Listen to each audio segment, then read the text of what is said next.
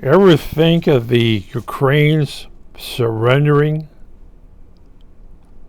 in the Ukraine, that was the city, Meriupol, that was placed reduced to ash by the Russians? And you have maybe 1,000 soldiers that surrendered. And a lot of wounded there. They must have been really heavy to think about surrendering to the Russians, who have a very good habit of shooting prisoners, starving prisoners. Yes. All you had to do is look at Afghanistan or Syria.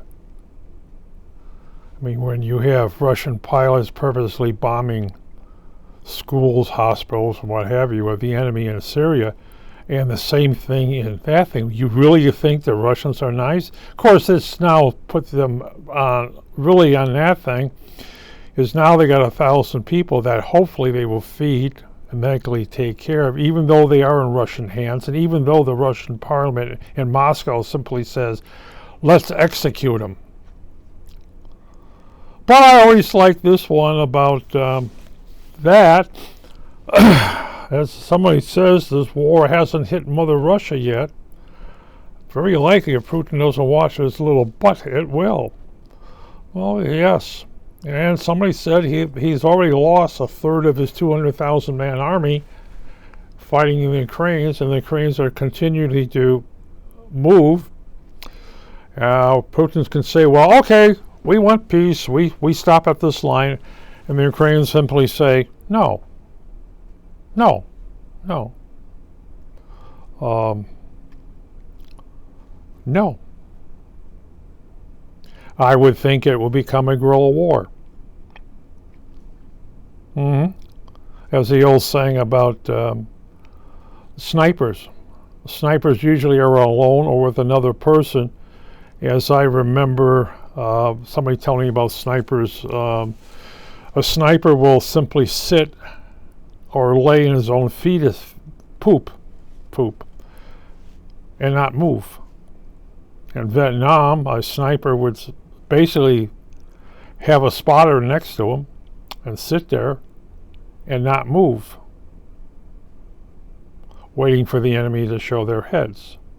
Or as the thing about VC snipers or North Vietnamese snipers, they do the same thing. They're sitting in a tree and not moving. That's what makes a good sniper.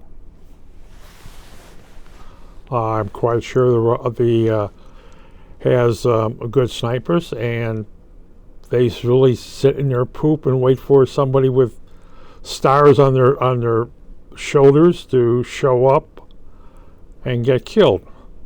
Something like, somebody said there were 17 high-ranking Russian officers got killed. Of course, one thing, they could have been killed by Ukrainian soldiers, or they may have been killed by Russian soldiers. The Ukrainian leadership is not exactly liked by the average Russian. Yeah, but that thing. My comment would be lambs to the slaughter. Yes. 1,000 prisoners very likely will never be seen again if they're not exchanged for Russian prisoners. They very likely will never be seen again. It wouldn't be surprising if they are exchanged, they will be poisoned slowly, chemically, nuclear, biologically. The Russians do have that habit in Afghanistan, to kill the fighters against Russia. They had troops surrender. Yeah.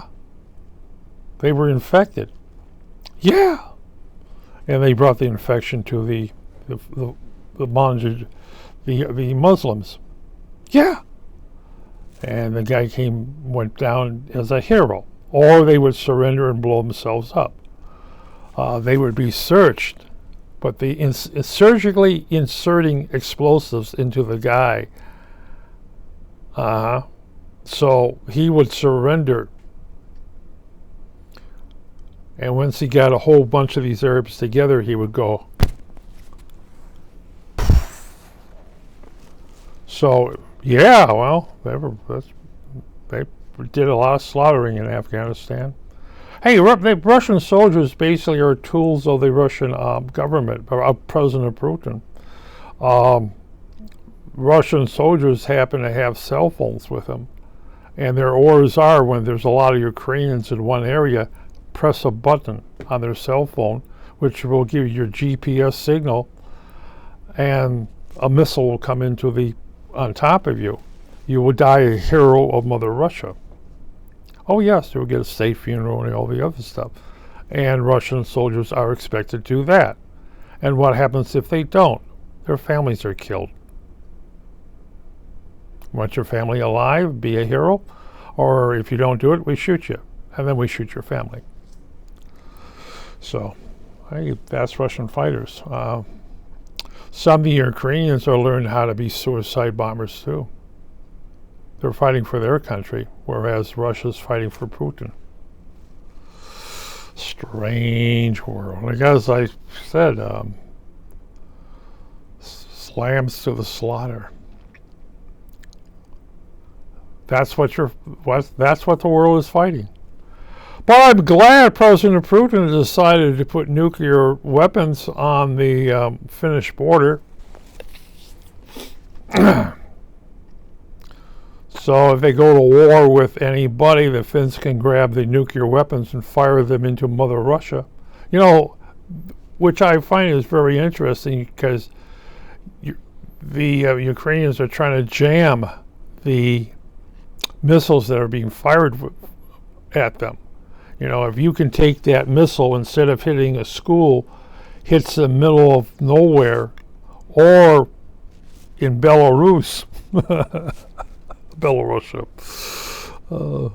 That thing is, but that's electronic warfare. Putin keeps trying to threaten people with nuclear war. But my comment is very simple. Putin has 38 nuclear power plants in Russia. The Ukrainians are trying to get to them so they can damage one and spread a cloud over Mother Russia. Well, Ukrainians have nothing to lose. They got 15 nuclear power plants in Ukraine. I'm quite sure they've been rigged to blow now since the Russians invade. Yeah. But that would keep a lot of radiation. No, it would spread a lot of radiation to Mother Russia. Chernobyl is what, 20 miles from Mother Russia? Yeah. And most of the nuclear power plants are built on the same level as Chernobyl was level, which is, oh my God, a firecracker can go off, yes. But, oh well, some of the world will see what the Russians are like again. If they're willing to bomb schools and they're willing to bomb hospitals and daycare centers and theaters, and that theater, yes, was targeted. If they're willing to do that, and rail stations, killing another 1,000 Ukrainian soldiers means nothing. Well, blame it on a general.